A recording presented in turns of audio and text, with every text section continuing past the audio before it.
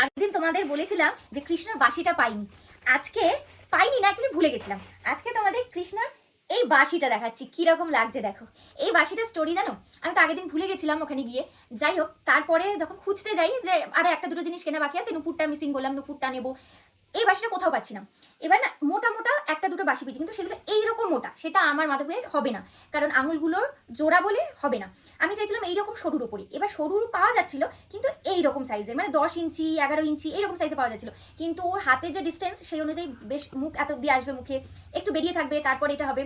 কোথাও পাচ্ছিলাম না, চলে আসছিলাম, লাস্টে মাধব নিজেই পাইয়ে দিল নিজের বাঁশি। তারপর আমি ফোন করে ওকে বলে দিলাম এই দোকানে যাও, পেয়ে যাবে। তারপর মানে চলে আসছিলাম, একটা দোকানে কি মনে হলো জিজ্ঞাসা করতে, এটা দিল, কিন্তু এটা একটু ব্যাকা ছিল। তো আমি বললাম এটা কি সোজা হবে, বলে হ্যাঁ হ্যাঁ কোনো ব্যাপার না, বলে সোজা করে দিল। মানে আমি সত্যি অবাক যে কোনো দোকানে পাইনি, ওই একটাই দোকানে পেলাম। তো ওই যে বলে নিজেরাই নিজেদের ব্যবস্থা করে নেয়, সেই কারণে এই বাঁশিটা আমার এত পছন্দ হয়েছে কি বলবো। আর একটা জিনিস নিয়েছি, নুপুর যেটা ভেবেছিলাম পাবো আর একটা পেয়ার, সেটা পাইনি। তো সেই কারণে একটা চোকার এনেছি, দেখে নাও।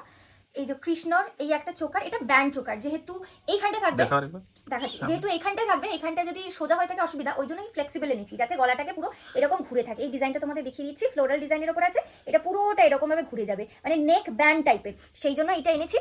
আর এর সাথে দুটো ইয়ারিং আছে ছোট ছোট, মাঝে সাথে পরাবো ইয়ারিংগুলো, যদি ওদের ইয়ারিং এনেছি। আর রাধা মা মাধবের জন্য এত কিছু নিলাম, কিন্তু আমার গোপু সোনা ভাববে যে আমার জন্য তো মামা কিছু আনলো না, সেই কারণে আমার গোপু সোনার জন্য একটা ছোট্ট চোকার এনেছি। দেখো এখানে বসে আছে, শপিং দেখছে রাধা মা আর মাধবে।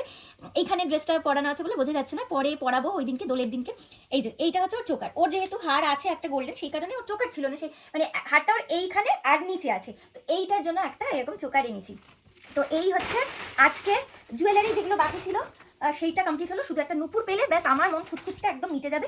আর যেটা বাকি ছিল সব থেকে ইম্পর্টেন্ট, সেটা হচ্ছে হেয়ার ছাড়া মানে আমার রাধা মাধবের সাজটা অপূর্ণ থাকতো। সেই কারণে দেখো পুরোটা বোঝা যাচ্ছে, এইটা হচ্ছে হিউম্যান বিগ, এইটা হচ্ছে আমার রাধা মায়ের জন্য একদম লম্বা গোছা, মানে একদম চেয়েছিলাম বেশ ভরাট চুলটা থাকবে, অল্প অল্প না, সেই রকম একদম গোছ দেখে ওয়েভি একটা হেয়ার নিয়েছি, হালকা ব্রাউন শেডের, ফুল ব্ল্যাক নয় এটা। আবার মাথা দেখো এরকম শীতে করা আছে, একটু চুলে কালার টালার করে না অ্যাকচুয়ালি এই দেখো এখানে শীতে আছে, মানে পাইনি, একদম ফুল ব্ল্যাক পাইনি।